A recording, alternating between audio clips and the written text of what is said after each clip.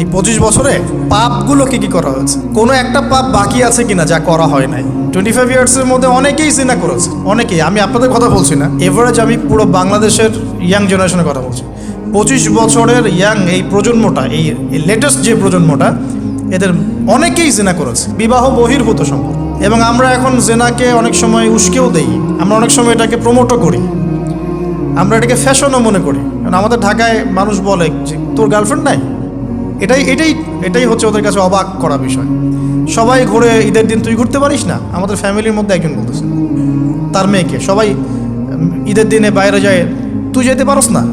ঢাকায় এভাবে কথা বলে। তার মানে এটাই ফ্যাশন, মানে আমরা জেনাকে উস্কেও দিচ্ছি। তার মানে 25 বছর আমরা অনেকে জেনাও করেছি। মাদকের সাথে সম্পৃক্ত কত পার্সেন্ট ইয়াং জেনারেশনে আমাদের দেশে? ক্যালকুলেট করেন, আপনি গুগল করেন, দেখেন কত পার্সেন্ট আমাদের দেশে মাদক সেবন করে। ইভেন এখন কিশোর গ্যাং বের হয়েছে, কিশোর গ্যাংয়ে অনেক যুবকরা যায়, অনেকে রাস্তাঘাটে মারামারি করে, অনেকে পলিটিক্যাল দলাদলির মধ্যেও আছেন অনেকেই, এবং এখানে ভাই ভাইয়ের রক্ত ঝরাই আমরা। উভয় মুসলিম, কিন্তু উভয় মুসলিম, জুমার দিন একসাথে নামাজ পড়ে। তাহলে এটা কোন দর্শন যেটা আমার ভাইকে শত্রু বানিয়ে দিল, আর পশ্চিমারা গাছের আড়ালে বসে বসে হাসছে? কারণ এই দর্শনগুলো তো ওরাই দিয়েছে। তো 25 বছরের পাপগুলো একটু ক্যালকুলেট করি। প্রিয় দিনী বোন, একটু হিসাব করবেন যে 25 বছর আপনি কতদিন পর্দা করেছেন, কত 25,000 মানুষ আপনার চেহারা দেখেছে কিনা, এই 25 বছরে কত হাজার মানুষ আপনার চেহারা দেখেছে। আর ছেলেরা আপনাকে দেখলে কখনো চেহারা সুরত দেখে না। বেগানা নারীর দিকে একটা ছেলে যখন তাকায় এবং সেক্সুয়াল ডিজায়ার নিয়ে তাকায়, তখন সে চোখ দিয়ে তাকে রেপ করে। ভেরি সরি টু সে যে আপনি প্রচুর চোখ দিয়ে রেপ হয়েছেন প্রিয় দিনী বোন। অনেকেই আপনাকে চোখ দিয়ে রেপ করেছে, আপনি বুঝতেই পারেন নাই। তো এই 25 ইয়ার্স আমরা অনেক কিছুই করেছি, অনেক কিছুই করি নাই। এখন একটু আজকে সাদা একটা কাগজ নিয়ে আমরা একটা হিসাব করব যে আমরা 25 বছরে কী করেছি, কী করি নাই, কী পাপ করেছি, কী করি নাই, কী পুণ্য করেছি, কী করি নাই। আমি আগে মনে করতাম যে একটা খালেস তওবা ইনশাআল্লাহ আল্লাহ পাক সব মাফ করে দিবেন। আসলে আল্লাহ পাক মাফ করেই দিবেন, কিন্তু ভিতর থেকে স্যাটিসফাই হতে পারবেন না আপনি। এখন যদি আপনি এখান থেকে আমার এই লেকচারটা শুনে আল্লাহর ওলি হয়ে যান এবং আপনি বড় মুহাদ্দিস, মুফতি, দিনের বড় দায়ী ইলাল্লাহ, বড় পলিটিশিয়ান, বড় ইঞ্জিনিয়ার, মানে যারা ওয়ার্ল্ডকে ইসলাম স্ট্যাবলিশমেন্টের দিকে নেতৃত্ব দিচ্ছেন, এমনও মানুষ যদি আপনি হয়ে যান, আপনি এই 25 বছরের ঋণটা শোধ করতে পারবেন না।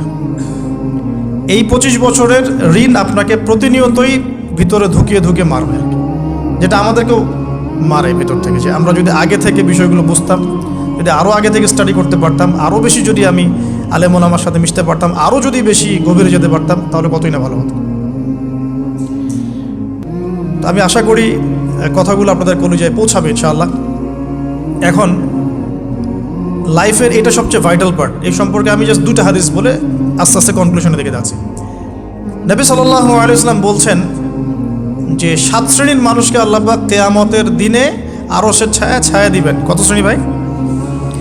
তার মধ্যে সেকেন্ড শ্রেণীটা হচ্ছে সেই যুবক নাশা ফি ইবাদাতিল্লাহি তাআলা, যে আল্লাহ পাকের ইবাদতে তার যৌবনকালটা কাটিয়ে দিয়েছে। এখনো বাকি আছে আপনার সামনে। যৌবনকাল কতটুকু? হয়তো 15 to 40। তার মানে এখনো 40 বা 50 বছর পর্যন্ত আপনার যৌবনটিকে থাকবে ইনশাআল্লাহ, যদিও বা এই যুগে থাকে না। আমরা তো ফ্যান্টাসিতে ভুগি অনেক সময়, 4টা বিয়ে। বাস্তবতা হচ্ছে এই যুগে একটাই ডিফিকাল্ট। একজনকে সন্তুষ্ট করে কি ডিফিকাল্ট। এখন সেই যুগ না তো, আমরা তো হর্স রাইড করি না, আমরা তো এক্সারসাইজ করি না, আমরা তো এখন অনেকে খেলিও না, আমরা ফাস্ট ফুড খাই, আমরা হাইজেনিক খাবার খাই না, আমরা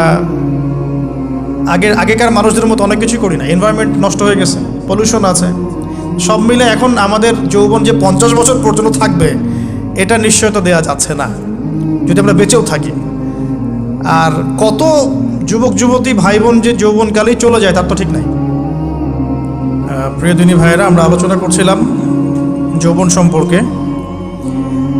এই বিষয়ে আমি 2টো হাদিস বলার নিয়াত করেছিলাম। তো প্রথমটা শুনিয়েছি মোটামুটি, সেটা হলো নবী সাল্লাল্লাহু আলাইহি ওয়াসাল্লাম বলেছেন যে কিয়ামতের মাঠে আল্লাহ রাব্বুল আলামিন যে 7 শ্রেণীর মানুষকে তার আরশের ছায়া দিবেন, তার মধ্যে 3য় শ্রেণী হচ্ছে সেই যুবক যে তার যৌবনকালটাকে আল্লাহর পথে উৎসর্গ করেছে বা কাটিয়ে দিয়েছে।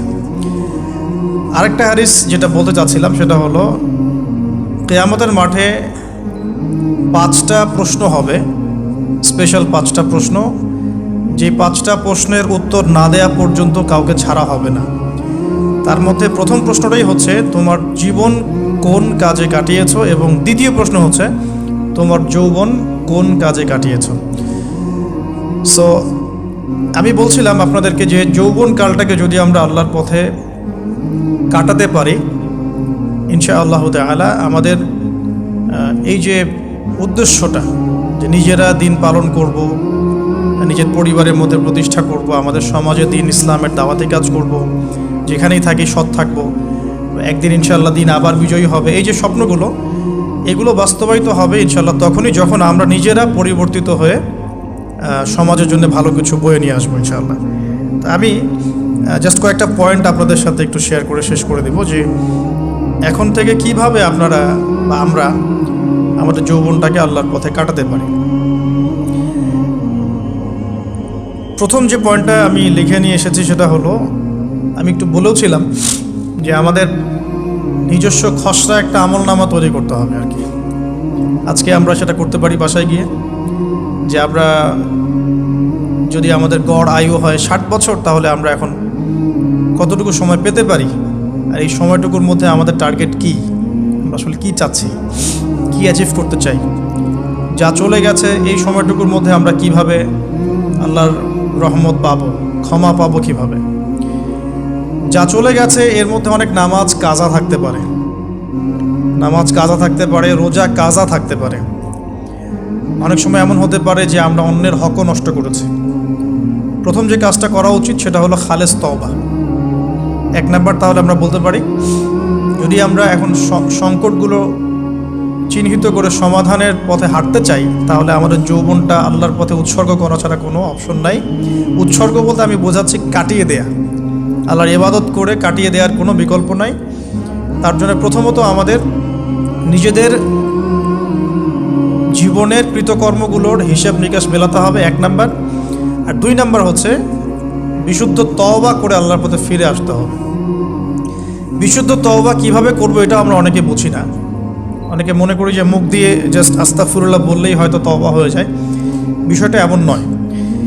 বিশুদ্ধ তওবা হচ্ছে আপনি আল্লাহর দিকে পরিপূর্ণ অভিমুখী হবেন, রুজু করবেন, এর নাম হলো বিশুদ্ধ তওবা।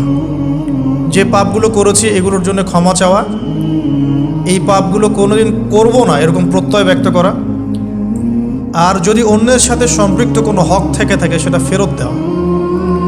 তো আমরা আজকে গিয়ে সুন্দর করে ওযু করে 2 রাকাত নামাজ পড়তে পারি। 2 রাকাত নামাজ পড়ে আমরা আল্লাহকে বলতে পারি যে আস্তাগফিরুল্লাহাল্লাযী লা ইলাহা ইল্লা হুয়াল হাইয়ুল কাইয়্যুম ওয়া আতুবু ইলাইহি। আল্লাহ, আমি আমার জীবনের এই যে একটা বড় সময় তোমার থেকে দূরে ছিলাম, নামাজ কাজা হয়েছে, রোজা কাজা হয়ে গেছে, চোখের হেফাজত হয় নাই, জিনা হয়ে গেছে নাউযুবিল্লাহ, মাদকের সাথে সম্পৃক্ত ছিলাম নাউযুবিল্লাহ, আমরা মিউজিক্যাল ইনস্ট্রুমেন্ট প্লে করেছি, ইত্যাদি ইত্যাদি। এগুলো থেকে আল্লাহ আমরা আজকে তোমার কাছে তওবা করছি, ক্ষমা চাচ্ছি, এবং আগামী দিনগুলোতে তোমার হুকুম আহকাম মেনে চলার তৌফিক চাচ্ছি। 2টো জিনিস খুব প্রয়োজন, একটা হলো তৌফিক, একটা হলো দোয়া। আপনার প্রচেষ্টা আল্লাহর কাছে দোয়া করতে থাকা এবং আল্লাহর কাছে তৌফিক কামনা করতে থাকা। আল্লাহ পাক যাকে ইচ্ছা তাকে তৌফিক দিয়ে থাকেন। আল্লাহ রাব্বুল আলামিন যাকে ইচ্ছা তাকে তৌফিক দিয়ে থাকেন। যে আল্লাহর কাছে যত বেশি চাইবে আল্লাহ পাক তত বেশি দিবেন ইনশাআল্লাহ। তো এই জন্য চেয়ে নিতে হবে, প্রথমত চেয়ে নেবেন যে আল্লাহ আপনি আমাকে তৌফিক দিন, যাতে করে আমি আমার পুরো জীবনটাকে আপনার ইবাদতে কাটাতে পারি, আরও সে ছায়া পেতে পারি। আল্লাহ কবুল করুন, আমিন। এখন ইস্তেগফার করার পর যার যার হক তাকে তাকে ফিরিয়ে দেওয়া উচিত। যদি আপনি বা আমি, আল্লাহ না করুক, কারো হক নষ্ট করে থাকি, সেটা ফিরিয়ে দিতে হবে। এই হক নষ্ট ফিরিয়ে দেওয়ার মানে এটা নয় যে গার্লফ্রেন্ডকে কথা দিয়েছিলেন বিয়ে করবেন, সেখান থেকে ফিরে আসা যাবে না, ব্যাপারটা কিন্তু এমন নয় আর কি। এরকমও প্রশ্ন আমাদের কাছে অনেকে করেছেন যে আমি তো আমার গার্লফ্রেন্ডকে কথা দিয়েছিলাম যে আমি তোমাকে ছাড়া আর কাউকে বিয়ে করব, তো এখন কি আমি ফিরে আসলে, তওবা করে ফিরে আসলে কি এর জন্য আল্লাহ আমাকে ধরবেন কি? মনে রাখবেন, শয়তান হচ্ছে এই পৃথিবীর সবচাইতে ইন্টেলেকচুয়াল প্রাণী। সিরিয়াসলি, ও যে এত বেশি স্মার্ট যেটা আমাদের চিন্তারও বাইরে, চিন্তার বাইরে। যখন শয়তান সরাসরি মানুষকে পথভ্রষ্ট করতে ব্যর্থ হয়, তখন কিছু নেক সুরত ধারণ করে। দিনী ভাই দিনী বোন, এটা নেক সুরত, ঠিক আছে। তারপরে দাড়ি টুপিওয়ালা মানুষের মধ্যে এটা ঢুকিয়ে দেওয়া যে আমি তো অনেক আবেদ মানুষ, পরহেজগার, ওরা তো ককরোচ। দেখবেন বেশি না, 1 মাস যদি কেউ নামাজ পড়ে, 1 মাসে 10টা বই পড়াশোনা করে, ইসলাম সম্পর্কে একটু ঘাটাঘাটি করা শুরু করে, অন্যদের সাথে কথা বলার ক্ষেত্রে তার যে বডি ল্যাঙ্গুয়েজ, এটা খেয়াল করবেন। শয়তান কিন্তু অনেক স্মার্ট, এভাবে শয়তান অনেকভাবে মানুষকে প্রতারিত করতে পারে। সো শয়তানের নেক্সট শুরুতে ধোকায় পা দিবেন না। আল্লাহ পাক আমাদের সবাইকে হেফাজত করুন, আমিন। খুব ভালো একটা কাজ করছি মনে করেন, একটা বড় প্রজেক্ট করছি সারা বাংলাদেশ ব্যাপী, একটু মনের মধ্যে ঢুকিয়ে দিল যে মানুষ তো দেখুক, মানুষ ভালো বলুক, যথেষ্ট আমল ধ্বংস হওয়ার জন্য, এতটুকু যথেষ্ট আমল ধ্বংস হয়ে যাওয়ার জন্য। আল্লাহ মাফ করুক আমাদেরকে।